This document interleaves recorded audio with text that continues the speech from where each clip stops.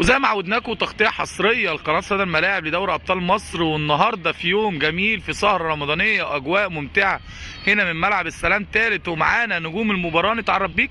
عبد الرحمن احمد. مواليد 2006. نتعرف بيك. ايماني فاروق. مواليد 2007. نتعرف بيك. جمال حمزه احمد. مواليد 2007. لو هنهنئ الشعب المصري النهارده بمناسبه رمضان نقول له ايه؟ كل سنه وانتم طيبين ورمضان كريم عليكم، وان شاء الله تكونوا بصحه وسلامه كل سنه كده، ورمضان كريم عليكم كل سنه وانتم طيبين.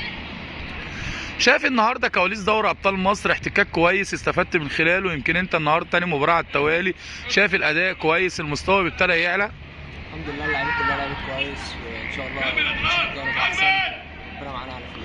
شايف ان انت من خلال دوري ابطال مصر تقدر تستفاد، يمكن النهارده بتقابل عناصر مختلفه في كل فريق، في تشكيلات مختلفه من ضمن الفرق، فرق بتلعب على الارض، فرق بتلعب على الكره العاليه، بتعتمد على اكتر من عنصر خلال المباراه. شايف ان انت من خلال دوري ابطال مصر بتستفيد؟ بكتسب خبرات جديده، وبكتسب ماتشات جديده، وبكتسب صعاب جديده، وبنلعب فرق وخصوم.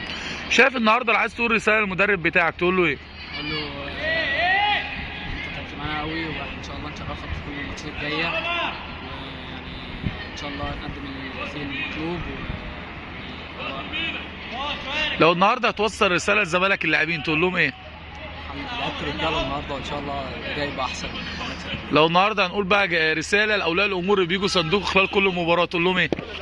خليكم سند ليكم، واحنا ان شاء الله هنرفع راسكم، وان شاء الله يبقى احسن. مثلك الاعلى نفسك تبقى زي مين؟ مثلك الاعلى؟ مثلك الاعلى؟ سعيد بلقائي معاكم، وانتظرونا وتغطيه حصريه لقناه صدى الملاعب لدوري ابطال مصر.